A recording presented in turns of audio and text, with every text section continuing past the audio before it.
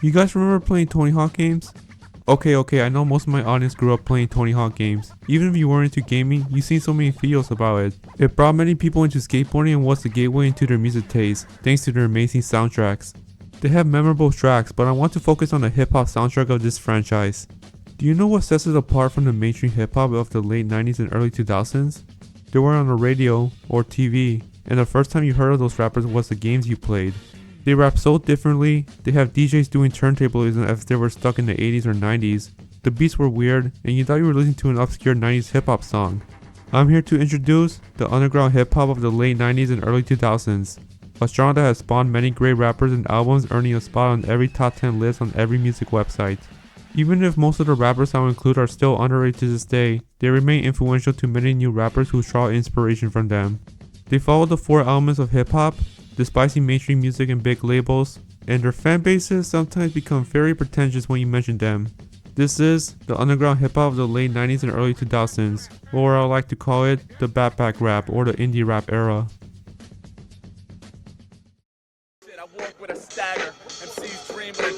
I'm like a dungeon dragon plunging into the bottom land with pants sagging. That's the beginning of the action. My land and faction was the beginning of an academy that started with the blasphemy.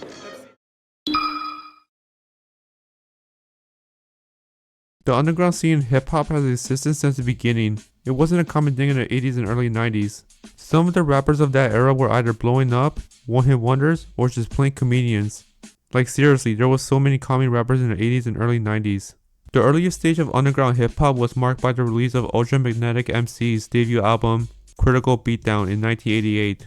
This album featured excellent punchlines and rhymes accompanied by experimental production that draws influence from funk and electronic elements. It took several shots at famous MCs from the time such as Rakim, LL Cool J, Slick Rick, and Rum DMC for using nursery rhymes and rapping sluggishly. That's why many people say this is a battle rapping album. Fun fact, it was the early stage of horrorcore and the Prodigy heavily sampled some of their tracks. We entered the 90s and oh boy, the 90s was the golden age of hip hop and there's no arguing with that. Many lyrical rappers gained significantly popularity, even appearing on the radio and MTV music videos. Underground hip hop wasn't around at that time, but it didn't matter because many conscious and political rappers were on the radio and TV. The most popular rappers were in 2 different territories, the East Coast and the West Coast. The East Coast introduced subgenres such as boom bap, jazz rap, and hardcore hip hop, while the West Coast had G-funk and gangster rap. However, they did have an era of the 90s scene that were way different what I mentioned. Dale the Funkin' Homo Sapien brought a different dimension to West Coast hip hop when he released his debut album, I Wish My Brother Shorts Was Here. His rapping style was more joyful, clever, and humorous, which was far more different than the average West Coast rap, but it contributed to his mild success in the early 90s. The same year he released his debut album, he founded a hip-hop group called Hieroglyphics, which featured rappers who were friends or associated with Dow, including a few members who would later go on to form Souls of Mischief and release their debut album, 93 to Infinity. Souls of Mischief also had mild success, but both Dell and Souls of Mischief were dropped from the label in the mid-90s due to their second album's flopping. The rivalry between the West Coast and the East Coast was thriving strongly, which led to cockiness and violence. Kool Keith, a former member of Ultramatic MCs, released his debut album, Dr. Octagonalicious. Finally, under his alias, Dr. Otacon in 1996 following the group's breakup. This album follows the character Dr. Otacon, a lunatic far less human time travel surgeon. It takes place in the year 3000, as Dr. Otacon will likely do a lot of fumbling things as a surgeon because he's an alien and doesn't understand how human works. The lyrical content of this album, aside from Dr. Otacon being an evil surgeon, has a lot to do with the current state of hip hop at that time. They mention selling out, violence, and the fake lifestyle that they claim to have. This was ahead of its time when it was released, as it featured a futuristic sound with experimental production and abstract lyrics. We cannot forget that this album has the best turntablism I have ever heard, thanks to the legendary DJ Qbert.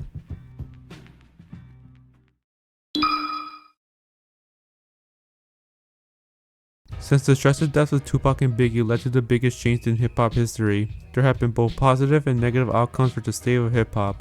The positive impact was that it ended the rivalry between the East and the West Coast beef. Sort of. And it shifted to more cartoonish and humorous style like Missy Elliott and Busta Rhymes. The negative impact was P. Diddy becoming a rapper. Yes, the founder of Bad Boy Records, who produced some of Biggie's songs and was convicted of terrible crimes, released his debut album, No Way Out, a few months after Biggie's death. This album was a commercial success, but led to criticism for exploiting Biggie's death, corny delivery, and poor flow, with many hip-hop listeners describing it as the end of the golden age of hip-hop. Not to be confused with the other era of the golden age that occurred in the 80s. Gone are their lyrics about inner city life, political message, and battle rapping. Now they're about money, a wealthy lifestyle, and people dressing like they're in the mafia. A few weeks later, one rap group has been working on this album for 3 years and will also later positively impact the rap industry. Company Flow.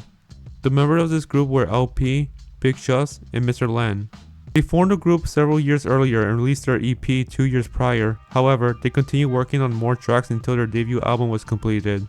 This occurred on July 28, 1997 and was titled Fun Crusher Plus. They added plus since their first EP was called Fun Crusher. This album is a landmark of underground hip hop. Not only that, but this was also the first album released by their independent label, Ruckus Records. The album targeted mainstream hip hop and major labels, criticizing their exploitation of rappers for slave labor and selling out, while suggesting that they can still produce great music independently of major labels.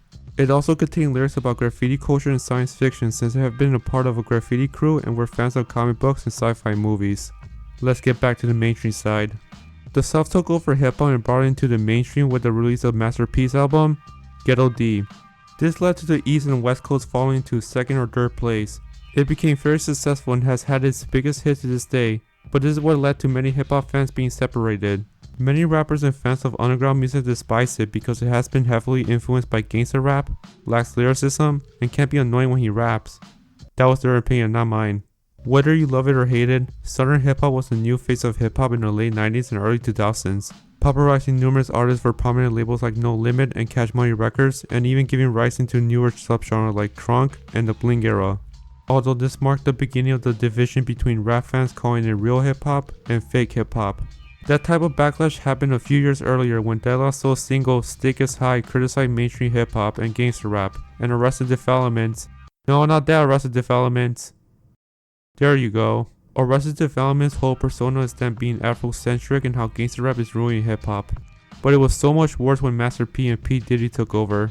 On the underground rap side, after Fun Crusher came out, many rappers followed the trend of dropping their albums independently, without the support of major labels, such as Jedi Mind Tricks, Mood, Slum Village, Latyrix, and Atmosphere. However, one album defined underground hip-hop forever again.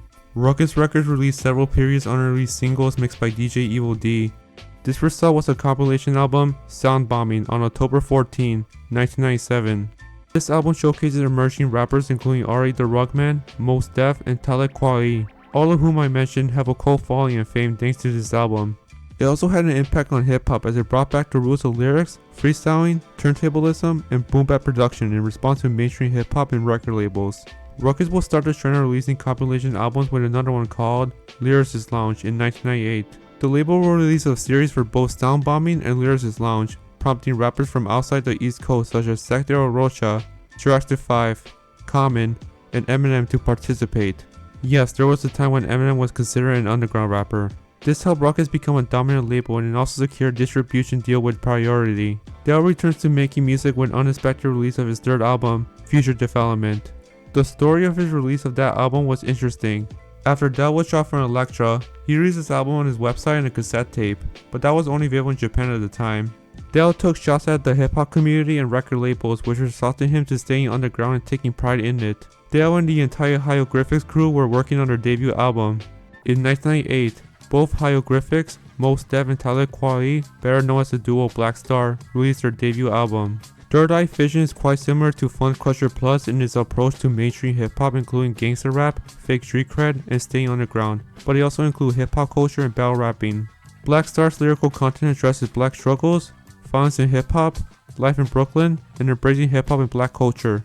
You can see that all four albums I mentioned have a lot to do with caring about hip-hop culture and following the four elements of hip-hop. Underground hip-hop from 1998 to 1999 was growing rapidly, with the number of rappers joining in and even being called indie rap, which you know why.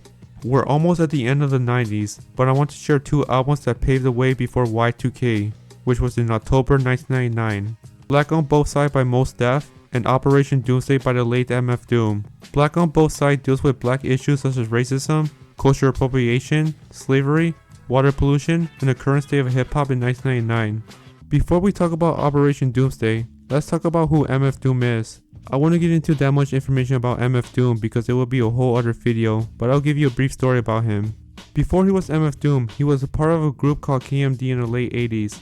They released their debut album Mr. Hood in 1991, which had mild success. They were set to release their second album, Black Bastard, but the project was halted when DJ Subrock passed away in a car accident. Subsequently, their label Elektra, yes, that label again, cancelled the album due to the controversial cover art. This would later lead to their breakup and departure from the label, leaving MF Doom nearly homeless for several years. He re-emerged with his new persona, MF Doom, covering his face and signed with Photom Records, releasing this album under his new name. While the lyrical content of this album still features some songs that are exposed to the music industry and battle rap, it also has a more villainous tone in the rap game and towards non-listeners, while fans treat him like a hero and incorporate a variety of samples from old Marvel cartoons to fit his stage persona. This album reached the biggest milestone in underground hip-hop, and I would describe it as the start of the best era for underground rap, as many rappers will later join in.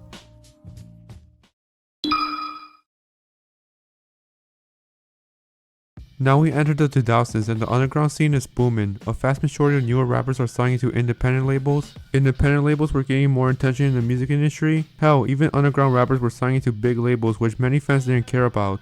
There were more alter egos and stage persona like Quasimodo, Kool Keith as Dr. Doom, and even MF Doom, who has other names like Victor Vaughn and King Ghidorah. Mos Def, Talib Kweli, and Del were blowing up on their Billboard charts, music videos, and featured by popular artists. On September 26, 2000, Tony Hawk Pro Skater 2 was released. And you might be wondering, what the video game has to do with underground hip hop? On the soundtrack of this game, this includes rappers such as The High and Mighty, Mos Def, Mass Skills, Duff Pistols, Styles and Beyond, and Black Planet. It helped many gamers transition to music thanks to this franchise, and most of the rappers I listed were unheard of outside of hip hop, so it helped if those rappers got them big time recognition. Wait, didn't they have that one rap track on Tony Hawk Pro Skater 1? Yes, you're correct. They had a track called Ain't Got Time to Waste by AIM featuring YC, but it was exclusive to the PAL version and now it's memorable as Superman or Police Truck. The fact that this game sold very well and ended up becoming a franchise was an amazing time to be a skater, gamer, and music nerd. It's similar to how underground skateboarding was in the 90s, because at the beginning of the 90s, street skating was at its peak after it lost its mainstream appeal. They released skate videos with independent brands that use a DIY effect or do silly things outside of skateboarding. Most of the background music on every skate video at the time was either hip hop or punk music. Jacob Rosenberg was a filmer of every skate video he recorded, and he was associated with Dell and Hieroglyphics. He took photos of their album cover, directed the edited music video for You Never Knew, and had an interview with him. Alright, let's get back to the underground hip hop. The 2000s were the best decade for underground hip hop. It was everywhere if you were into hip hop, or if you care more about the lyrics, rhyme, flow, and beats, so much like you're a teacher checking students' grades. Remember when I discussed the subgenre between the West Coast and the East Coast? Well, it was no different in the 2000s as they were both rapping the same styles, including collaboration, with the South and Midwest joining in. You even had producers working with the underground rappers and releasing their own album, which was rarely a thing in the 80s and 90s. This era before the rise of social media and streaming was the time when people still bought CDs and watched music videos on public access television, but the internet played a significant role in gaining attention. The internet in the early 2000s was popular. You could search for any rapper's name and find their websites or at least the label they were in. If you didn't have the computer, you could go to a record store where you can find more rappers, their discographies, and upcoming tours, which is still relevant thanks to social media and streaming instead of going to their website now. Numerous albums were released, but one album would become the most important not only for the underground but for hip hop albums of all time. Mad Villainy by Mad Villain. This is the only album released by Mad Villain, a duo consisting of MF Doom and Madlib. The album has numerous Texas samples, wordplay, amazing unexpected rhymes, and experimental productions. Although the album didn't sell well, fans and critics have critically acclaimed it and have been influential for newer rappers since its release. I want to give a last shout out to Adult Swim since they become a hip hop staple during that era. They played music by Shay Dilla, Madlib, and Danger Mouse during the commercial break. Even MF Doom made an appearance on Christmas with Doom and collaborated with Danger Mouse on The Mouse and the Mask, which was heavily promoted during the run. I know I keep on mentioning MF Doom a lot, but he was everywhere from 2004 to 2009. And who can I forget without mentioning? The Boondocks. This show had numerous references to hip-hop stars, voice actors by rappers, and a soundtrack that they made a 3-part mixtape called Hip Hop Doctrine featuring rappers. While it was going well, it all came to an end in the late 2000s when social media was at its peak and the rise of internet rappers was taking off rapidly. With most rap labels in the 90s and 2000s gone, leading rappers were left to sign with other labels or go entirely by their own.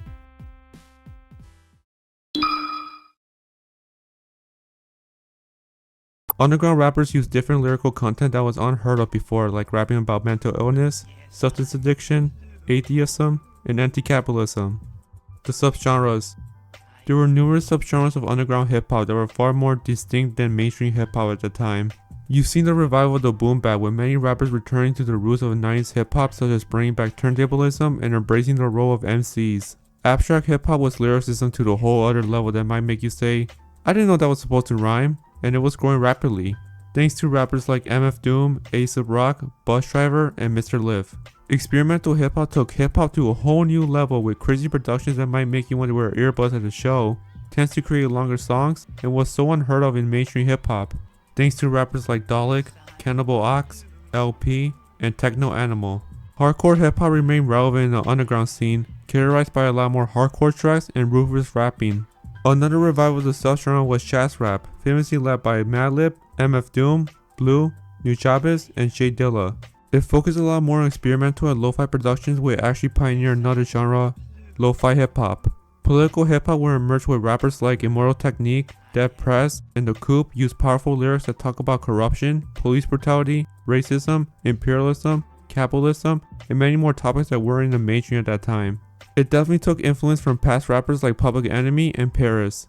Oh, did I forget to mention there were turntablists in every underground rap song?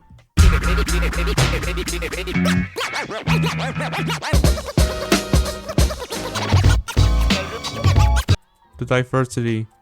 It's no secret how much diversity there was in the underground rap scene. Not only did they have black and white rappers, but also a wide range of other artists. They had Hispanics, Arabs, Asians, and Native Americans. Speaking of white rappers, there were so many great white rappers in the underground. It wasn't like today where just keep cloning Eminem to try to rap faster, or becoming a right-wing grifter. They had their own style, including rhymes, flow, and productions. You got LP, A$AP Rock, Slug, Finny Paz, Cage, Idea, Sage Francis, and many more. The record labels. There were numerous labels in the underground rap scene, which I mentioned earlier, Ruckus and Hieroglyphics, but I'll provide a longer list that I didn't mention. Stone's Throw had notable rappers and producers such as MF Doom, Madlib, Shay Dilla, and Sammy Yam, and most of them made an appearance or soundtrack on Adult Swim. Rhymesayers was founded by Atmosphere, Slug, and Ant. They had great rappers like A$AP Rock, Brother Ali, Evidence, and Idea. Definitive Jumps, which LP founded, brought Cannibal Ox, Mr. Liv, Kemu Dao, and A$AP Rock. Fundament Records. Although this label was closed in 2001, we can never forget how they brought out MF Doom, MF Grimm, Cage, and the Chuggernauts. Soul Size has DJ Shadow, Black Delicious, and Lestrix. The same thing that happened to Fundament Records, but they closed in 1996 and were rebranded as Quantum Projects. Eastern Conference Records had the High and Mighty as the founder, Cage, Mass Skills, Tame One, and the whole rap collective, The Weatherman. The criticism. The criticism of underground hip-hop was the extent of gatekeeping within this genre. Yes, I know they were underground, but Jesus Christ, how much hatred they had whenever a rapper went mainstream, like they just turned to a traitor. They also take lyrics so seriously that if you rap like other mainstream rappers at the time, they will call you a sellout or being brainwashed. Many people claim that these underground rappers were jealous of mainstream rappers' success and couldn't let themselves go that they rap about anything other than politics, corruption, or hip-hop in general. Another criticism was that people who couldn't stand underground rap would be called backpack rap. So, what is backpack rap? The meaning of backpack rap was that many rappers or listeners wore a backpack filled with rhyme books, tapes, spray paint, and Sharpies. This term can sometimes be an insult because they're more focused on lyricism, flow, and rapping about how bad the government is and bringing the real hip-hop back. So bringing real hip-hop back, don't you ever forget it. This term was so derogatory that people who listened to this type of rap were called backpackers and were considered lacking in fashion and social skills. Or the worst derogatory, hipster rap. You don't want to call that.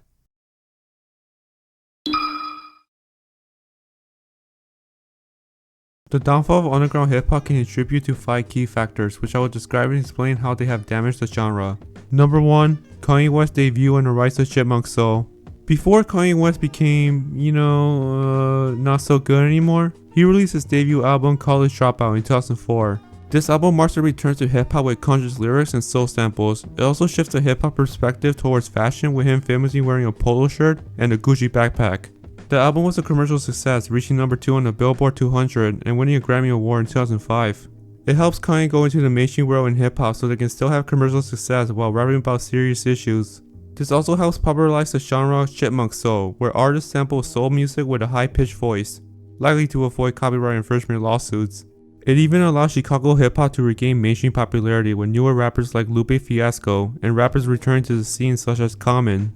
Number 2 was the decline of Tony Hawk games. As ridiculous as it sounds, you should know how popular Tony Hawk and the games were in the early 2000s. It was inescapable. You saw it on TV, movies, fashion, stores, and even in music. So what happened?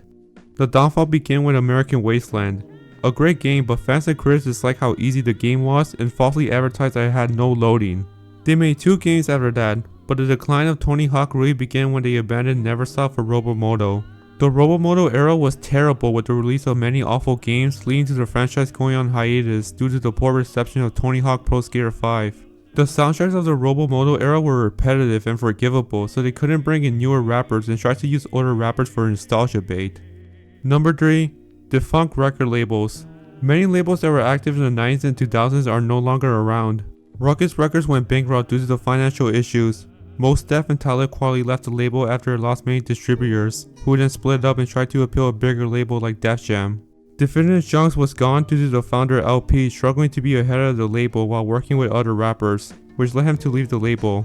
And Camu Dao passed away from lung cancer, which affected the label. Eastern Conference Records. While they're still active, they only had 3 artists in the label now, but what led to their downfall was not paying the artists well, including Cage, who was vocally against them as he stated why he left the label. Financial mismanagement and lack of proper marketing and promotion for his albums. That's where many artists also left. Number 4.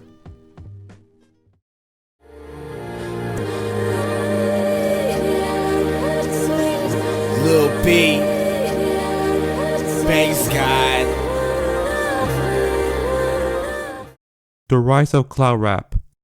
Cloud rap is a subgenre founded in the late 2000s by the pioneering producer, Clans Casino, and rapper Lil B.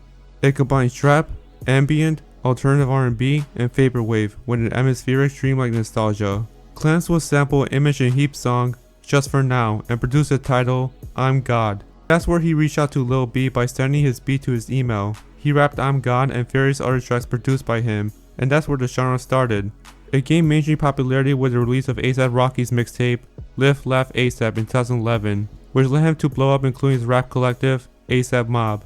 It garnered more popularity since they were more active on social media, whether it was them announcing new albums, live streaming, getting into beef, or their aesthetic.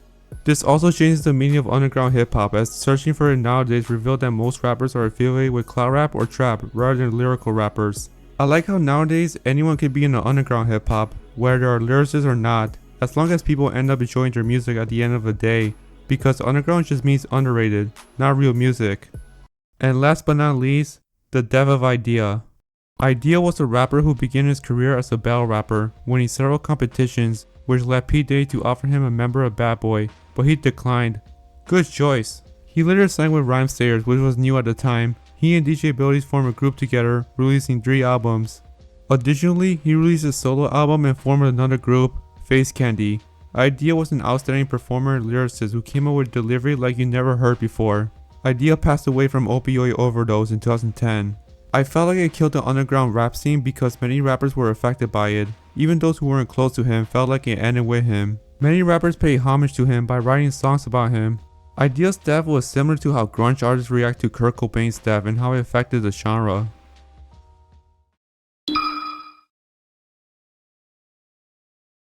Many of the underground rappers have received praise from their independent output, including from the local community throughout the states.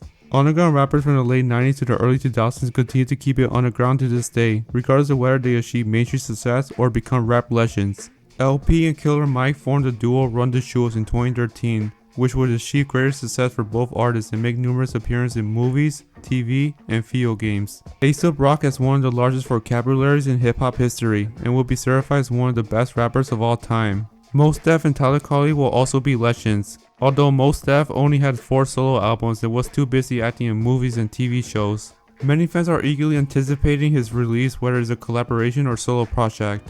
Talib Kweli had hits during his solo career. Dildo Funkin' Homo Sapien released a bunch of excellent discography after he left the major label Elektra and worked with the famous artist Damon Albarn. J Dilla, Nujabes, and Madlib were widely regarded as the most important producers in hip-hop. They modified their approach to using experimental elements and samples.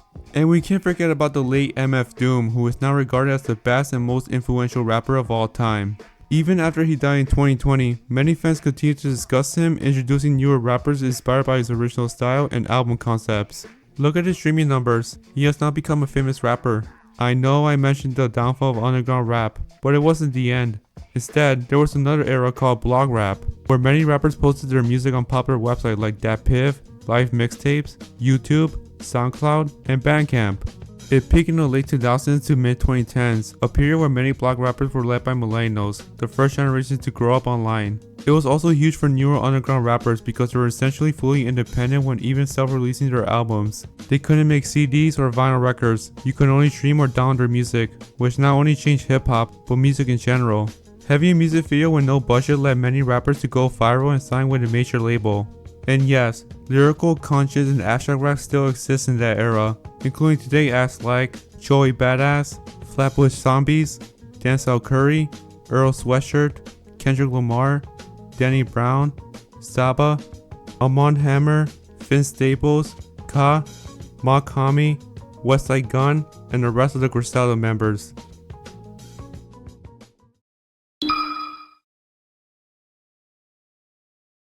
Here's the album I recommend, but I don't want to see you guys asking, where's this album? Okay, this is the album that I could find or know of.